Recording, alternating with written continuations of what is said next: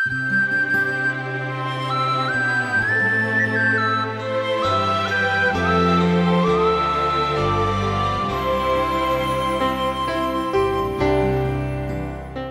శ్రోతలారా, ఈ రోజున మనం 2 దినవృత్తాంతాలు 5వ అధ్యాయం నుండి పాఠం వింటాము. సొలొమోను యెహోవా మందిరం పని అంతా సమాప్తం చేశాడు. తన తండ్రి అయిన దావీదు ప్రతిష్ఠించిన వెండిని, బంగారమును, ఉపకరణములన్నిటినీ దేవుని మందిరపు బొక్కసంలో చేర్చాడు. ఇప్పుడు నిబంధన మందసాన్ని సీయోను అనే దావీదు పురము నుండి తేవాలి. ఈ పనికై ఇశ్రాయేలు పెద్దలను, వంశాధికారులను, గోత్రముల పెద్దలను యెరూషలేములో సమావేశపరిచాడు. అది 7వ నెల, పండగ జరిగే కాలం. ఇశ్రాయేలీయులందరూ రాజు దగ్గరికి వచ్చారు. అప్పుడు లేవీయులు మందసాన్ని ఎత్తుకున్నారు. రాజైన సొలొమోను ఇశ్రాయేలీయుల సమాజకులందరూ సమకూడి లెక్కింప శక్యము కాని గొర్రెలను, పశువులను బలిగా అర్పించారు. లేవీయులు, యాజకులు మందసాన్ని, ప్రతిష్ఠితములైన ఉపకరణాలన్నిటినీ తెచ్చారు. యాజకులు యెహోవా నిబంధన మందసాన్ని గర్భాలయమైన అతి పరిశుద్ధ స్థలమందు కెరూబుల రెక్కల క్రింద దాన్ని ఉంచారు. మందసమున్న స్థలానికి మీదుగా కెరూబులు తమ 2 రెక్కలను చాచుకొని మందసమును, దాని దండెలను కప్పాయి. దండెలు బయటికి కనపడలేదు. మందసములో 2 రాతి పలకలు తప్ప మరేమీ కనపడలేదు. ఇశ్రాయేలీయులు ఈజిప్టు నుండి బయలువెడలిన తరువాత యెహోవా హోరేబునందు వారితో నిబంధన చేసినప్పుడు మోషే ఆ 2 పలకలను మందసంలో ఉంచాడు. యాజకులు పరిశుద్ధ స్థలము నుండి బయలుదేరి వచ్చినప్పుడు అక్కడ కూడి ఉన్న యాజకులందరూ తమ వంతులు చూడకుండా తమను తాము ప్రతిష్ఠించుకున్నారు. బలిపీఠానికి తూర్పు దిశగా నిలిచిన వారు ఎవరంటే ఆసాపు, హేమాను, యెదూతూను, వారి బంధువులు, వారి కుమారులకు, సహోదరులకు సంబంధించిన గాయకులైన లేవీయులు. వీరు సన్నపు నార వస్త్రాలు ధరించుకొని తాళాలను, తంబురలను, సితారాలను చేతపట్టుకొని నిలిచారు. బూరలు ఊదే యాజకులు 120 మంది. వారితో పాటు గాయకులు ఏకస్వరముతో యెహోవాకు కృతజ్ఞతాస్తుతులు అర్పిస్తూ గానము చేయగా, యాజకులు పరిశుద్ధ స్థలములో నుండి బయలువెళ్లి ఆ బూరలతో, తాళాలతో, వాయిద్యాలతో కలిసి స్వరమెత్తి స్తోత్రము చేస్తూ అన్నారు, యెహోవా దయాళుడు, ఆయన కృప నిరంతరము ఉంటుంది. అప్పుడొక మేఘము యెహోవా మందిరమును నింపింది. యెహోవా తేజస్సుతో దేవుని మందిరము నిండిపోయినందుచేత సేవ చేయడానికి యాజకులు ఆ మేఘమున్న చోట నిలువలేకపోయారు. లేవీయులు మందసాన్ని దేవాలయానికి తెచ్చారు. దేవుని మహిమ దేవాలయాన్ని ఆవరించింది. ఇశ్రాయేలీయులు ఈజిప్టు నుండి బయటికి వచ్చినప్పుడు ఎడారిలో వారు ఆయన్ను ఆరాధించినప్పుడు వారితో ఉన్న దేవుడే ఇప్పుడు వారితో ఉన్నాడు. ఈ మహిమ మేఘం దేవుని సన్నిధి సంకేతం. సన్నిధి గుడారం ఎందుకున్నదో ఆలయం కూడా ఆ ప్రయోజనం కోసమే. దేవుని సింహాసనము లేనిది ఆలయం శూన్యమే. దేవుని మహిమ నిండితేనే అది దేవాలయం, లేకపోతే అది ఖాళీ ఆలయం. సన్నిధి గుడారాన్ని మోషే ప్రతిష్ఠించినప్పుడు యెహోవా తేజోమహిమ ఆ గుడారాన్ని నింపింది. స్తుతి గాన ప్రతిగానాలతో ఆలయం ప్రతిధ్వనించింది. ఈ రోజున కూడా మనం దేవుని మందిరంలో ప్రవేశించి స్తుతిస్తూ ఉంటే దేవుని మహిమ సాంద్రముగా ఆలయాన్ని నింపాలి. అలా నింపుతున్నదా సోదరుడా, సోదరి? రాతి పలకలు ఇంకా మందసంలోనే ఉన్నాయి. మన్నా పాత్ర, అహరోను కర్ర అందులో లేవు. హెబ్రీ పత్రిక 9వ అధ్యాయం 4వ వచనం, అందులో సువర్ణ ధూపార్తి, అంతటా బంగారు రేకులతో తాపబడిన నిబంధన మందసం, ఆ మందసములో మన్నాగల బంగారు పాత్ర, చిగిరించిన అహరోను చేతికర్ర, నిబంధన పలకలు ఉండాలి. గాని ఇప్పుడు పలకలు మాత్రమే మిగిలాయి. కొన్ని వస్తువులను దేవుడు తాత్కాలికంగా ఉంచుతాడు. మనం తాత్కాలికమైన వాటిని శాశ్వత సంస్థలుగా నెలకొల్పకూడదు. అది తప్పు. దావీదు యాజకులను, లేవీయులను ఒక క్రమంలో నియమించాడు. అయితే ఆరాధనలో వారి తరతమ భేదాలు మరచిపోయి దేవుణ్ణి ఆరాధించారు. మన అధికారాలను, బిరుదులను ఆరాధన యందు మరిచిపోవాలి.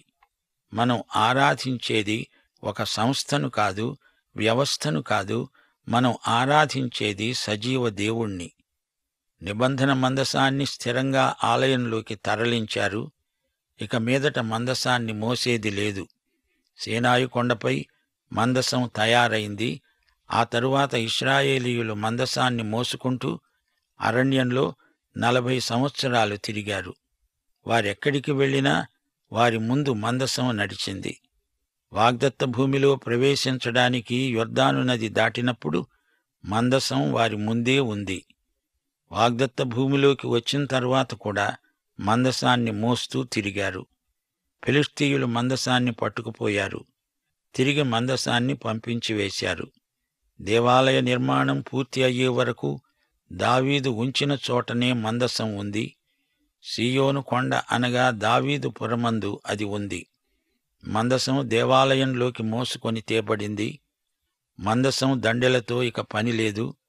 ఇశ్రాయేలు పిల్లలందరూ సంవత్సరానికి 3 సార్లు గుడారాన్ని దర్శించాలి. పస్కా పండుగకు, పెంతెకోస్తు పండుగకు, పర్ణశాలల పండుగకు 3 సార్లు రావలసి ఉంది. ఇప్పుడు అలాగే సంవత్సరానికి 3 సార్లు దేవాలయానికి, యెరూషలేముకు వస్తారు. మందసం మాత్రం కదలదు, స్థిరంగా అక్కడే ఉంది. ఇంతకు ఈ మందసం యొక్క విశిష్టత ఏమిటి? మందసం యేసుక్రీస్తు యొక్క వ్యక్తిత్వాన్ని చూపుతుంది. మందసము పైగా కరుణాపీఠం. కరుణాపీఠం యేసుక్రీస్తు యొక్క విమోచన క్రియను చూపుతుంది. ఆయన రక్తం, ఆయన ప్రాయశ్చిత్తార్థ బలి కరుణాపీఠంలో మనకు కనిపిస్తాయి. యేసు జరిగించిన విమోచన క్రియ శాశ్వతమైనది. హెబ్రీ పత్రిక 9వ అధ్యాయం 26వ వచనం. యేసు యుగముల సమాప్తియందు తనను తానే బలిగా అర్పించుకొనటం వలన పాప నివారణ చేయడానికి ఒక్కసారే ప్రత్యక్షపరచబడ్డాడు. దేవునికి స్తోత్రం. దండెలు మందసం నుండి తొలగించబడ్డాయి. యేసు బలియాగం తాత్కాలికం కాదు, స్థిరమైనది, శాశ్వతమైనది. అపొస్తలుల కార్యములు 4వ అధ్యాయం 12వ వచనం. పేతురు ఇదే సత్యాన్ని ఘంటాకంఠంతో చెప్పాడు. మరి ఎవని వలన రక్షణ కలగదు? ఈ నామముననే మనము రక్షణ పొందాలి. ఆకాశము కింద మనుష్యులలో ఇయ్యబడిన ఏ నామమున రక్షణ పొందలేమో అలాగే ప్రభువు నీకోసం, నా కోసం పరలోక భవనాలు నిర్మిస్తున్నాడు. యోహాను సువార్త 14వ అధ్యాయం 2-3 వచనాలు. ప్రభు అన్నాడు, మీకు స్థలము సిద్ధపరచడానికి వెడుతున్నాను.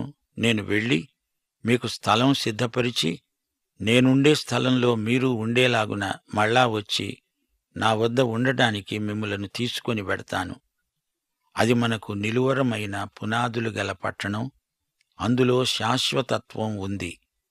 ప్రకటన 21వ అధ్యాయం 4వ వచనం. ఆయన వారి కన్నుల ప్రతి బాష్ప బిందువును తుడిచివేస్తాడు. మరణం ఇక ఉండదు. దుఃఖమైనా, ఏడ్పైనా, వేదనైనా ఇక ఉండదు. మొదటి సంగతులు గతించిపోయాయి. అది దేవుని పట్టణం. ప్రకటన 21వ అధ్యాయం 22వ వచనం. దానిలో ఏ దేవాలయమూ నాకు కనపడలేదు. సర్వాధికారి అయిన దేవుడగు ప్రభువు, గొర్రెపిల్ల దానికి దేవాలయమై ఉన్నారు. మందసం అటూ ఇటూ కదిలే పనే లేదు. మనం నిత్య నివాసంలో ఉంటాము. మందసం దండెలు తొలగించబడ్డాయి. క్రీస్తును కిందికి తేవడానికి మనం పైకి వెళ్లేది లేదు. ఆయనను పైకి తేవడానికి మనం కిందికి వెళ్లేదీ లేదు. ఆయన మన కోసం స్థిరమైన నివాసం సిద్ధం చేశాడు. మనల్ని అందులో ఉంచుతాడు. మందసం దండెలు తొలగించబడ్డాయి. దేవునికి స్తోత్రం. అహరోను కర్ర యేసు పునరుత్థాన సంకేతం. అది చిగిరించిన కర్ర. మన్నా జీవాహారమైన క్రీస్తుకు సంకేతం. ఇప్పుడు 6వ అధ్యాయానికి రండి. అప్పుడు సొలొమోను ప్రకటించాడు. గాఢాంధకారమందు నేను నివాసము చేస్తానని యెహోవా సెలవిచ్చాడు. నీవు నిత్యము కాపురముండడానికి నిత్య నివాస స్థలముగా నేనొక ఘనమైన మందిరాన్ని నీకు కట్టించాను. రాజు తన ముఖం ప్రజల తట్టు తిప్పుకొని ఇశ్రాయేలీయుల సమాజకులందరూ నిలిచి ఉండగా వారిని దీవించాడు. సొలొమోను అన్నాడు, యెహోవాకు స్తోత్రం. ఆయన దావీదుకు మాట ఇచ్చి దానిని నెరవేర్చాడు. నా నామము ఉండడానికి ఎట్టకేలకు యెరూషలేమును కోరుకున్నాను. ఇశ్రాయేలీయుల మీద రాజుగా దావీదును కోరుకున్నాను అన్నాడు యెహోవా. నా తండ్రికి దేవమందిరం కట్టించాలని మనోభిలాష కలిగింది. కాని దావీదు స్వయంగా మందిరం కట్టకూడదని దేవుడన్నాడు. ఆయన కుమారుడనైన నేను కట్టాలని దేవుని నిర్ణయం. ఇదిగో మందిరం పూర్తి అయింది. యెహోవా ఇశ్రాయేలీయులతో చేసిన నిబంధనకు గుర్తైన మందసాన్ని దానియందు ఉంచాను.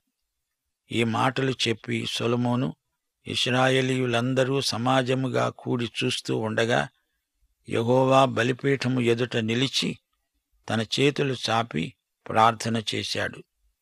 సొలొమోను మోకాళ్ళూని ప్రార్థిస్తున్నాడు. యెహోవా, ఇశ్రాయేలీయుల దేవా, హృదయపూర్వకముగా నిన్ను అనుసరించే నీ భక్తులకు నిబంధనను నెరవేరుస్తూ కృపను చూపే నీ వంటి దేవుడు ఆకాశమందైనా భూమియందైనా లేడు. నా తండ్రికి నీవు ఇచ్చిన మాటను నెరవేర్చావు. నా పట్ల కూడా నీ మాట నెరవేర్చు. నీ సేవకుడైన దావీదుతో నీవు చెప్పిన మాట ఇప్పుడు స్థిరపరచు. ఆకాశమహాకాశములు నిన్ను పట్టజాలవు. నేను కట్టిన ఈ మందిరము నిన్ను పట్టగలదా? యెహోవా, నీ సేవకుడనైన నా ప్రార్థన ఆలకించు. ఈ మందిరము మీద నీ కనుదృష్టి రాత్రింబగళ్ళు నిలుచునుగాక. యెహోవా, నన్ను క్షమించు. నీ ప్రజలకు న్యాయము తీర్చి నీతిని నిర్ధారణ చెయ్యి. నీ జనులైన ఇశ్రాయేలీయులు చేసిన పాపములు క్షమించి వారికి వారి పితరులకు నీవిచ్చిన దేశానికి వారిని మరల రప్పించెదవుగాక. నీ ప్రజలు తమ పాపములు విడిచిపెట్టి నీ వైపునకు తిరిగినప్పుడు వారికి వర్షము దయచెయ్యి.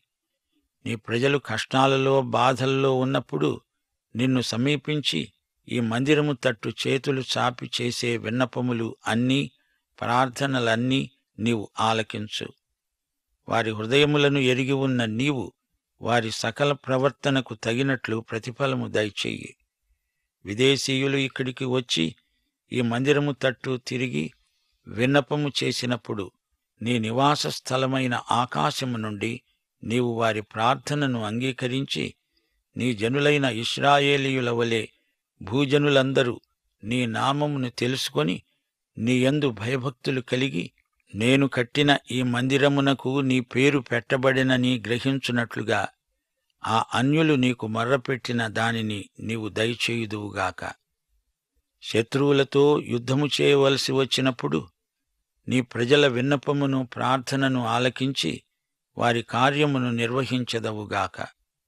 పాపము చేయని వాడెవడూ లేడు గనుక వారు నీ దృష్టి ఎదుట పాపము చేసినప్పుడు నీవు వారిని శత్రువుల చేతికి అప్పగించగా వారు చెరకుపోయిన దేశమందు బుద్ధి తెచ్చుకొని మనస్సు త్రిప్పుకొని మేము పాపము చేశాము, దోషులమయ్యాము, భక్తిహీనముగా నడిచాము అని చెప్పుకొని తాము చెరలోనున్న దేశమందు పూర్ణ హృదయముతో పూర్ణాత్మతో నీ యొద్దకు మళ్ళుకొని తమ పితరులకు నీవు ఇచ్చిన తమ దేశము మీదికి నీవు కోరుకొనిన ఈ పట్టణము మీదికి నీ నామఘనత కొరకు నేను కట్టించిన ఈ మందిరము మీదికి మనస్సు త్రిప్పి విన్నపము చేసిన ఎడల నీ నివాస స్థలమైన ఆకాశము నుండి నీవు వారి విన్నపమును ప్రార్థనను ఆలకించి వారి కార్యమును నిర్వహించి నీ దృష్టి ఎదుట పాపము చేసిన నీ జనులను క్షమించెదవుగాక.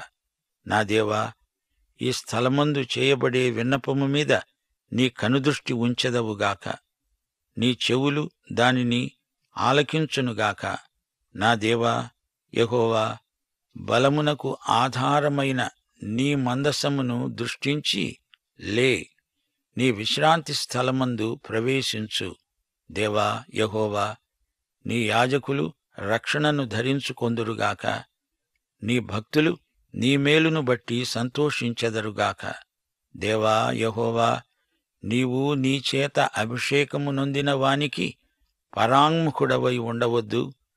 నీవు నీ భక్తుడైన దావీదునకు చేసిన కృపలను జ్ఞాపకము చేసుకో. ఈ విధముగా సొలొమోను ప్రార్థించాడు. ఈ ప్రార్థన ఈ రోజున మనకు కూడా ఎంతో అర్థవంతమైనది. గత కాలములో దేవుడు చేసిన సహాయాన్ని జ్ఞాపకం చేసుకున్నాడు. దావీదుతో దేవుడు చేసుకున్న నిబంధనను పునరుద్ఘాటించాడు. దేవుని నిబంధన దావీదు నుండి యేసుక్రీస్తు వరకు కొనసాగింది, క్రీస్తునందు నెరవేరింది. సొలొమోను తన ప్రార్థనలో తన ప్రజల పక్షమున విజ్ఞాపన చేశాడు. అంతేకాదు, అన్యుల కొరకు కూడా విజ్ఞాపన చేశాడు. యెషయా 56 అధ్యాయం 7వ వచనం, నా ప్రార్థన మందిరములో వారిని ఆనందింపచేస్తాను. నా బలిపీఠము మీద వారు అర్పించే దహన బలులు నాకు అంగీకారములవుతాయి. నా మందిరము సమస్త జనములకు ప్రార్థన మందిరము అనబడుతుంది. అంతేకాదు, సొలొమోను తన ప్రార్థనలో ఆత్మ పరీక్ష చేసుకున్నాడు. తన జాతి పక్షమున విజ్ఞాపన చేశాడు. బబులోనుకు చెరపోయిన యూదులు ఈ ప్రార్థన విని హృదయములో ఎంతో విరిగి నలిగి ఉండవచ్చు. సోదరీ సోదరులారా, వింటున్నారా? సొలొమోను నిర్మించిన దేవాలయము ధ్వంసమైపోయింది. కాని ఆలయ ప్రతిష్ఠ దినమున సొలొమోను చేసిన ప్రార్థన నేటి వరకు మన హృదయాలలో మారుమోగుతూనే ఉన్నది. ఆలయ ప్రతిష్ఠ రోజున దావీదు లేడు, కాని దావీదు ఉన్నట్టే ప్రజలకు అనిపించే విధంగా సొలొమోను కార్యక్రమాన్ని నిర్వహించాడు. ఈ ప్రార్థనలో సొలొమోను వ్యక్తం చేసిన కోరికలు ఆధ్యాత్మిక విలువలతో నిండి ఉన్నాయి.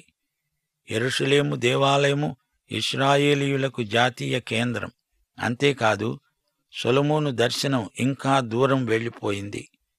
దేవుని కృప ప్రపంచమంతటికీ భూదిగంతాల వరకు వ్యాపిస్తుందని సొలొమోను ప్రవచనాత్మకంగా ప్రార్థించాడు. ఈ ప్రార్థన అంతటికీ ఆధారం దేవుని కృప.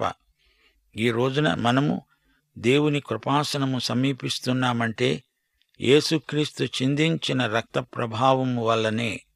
దేవునికి స్తోత్రం.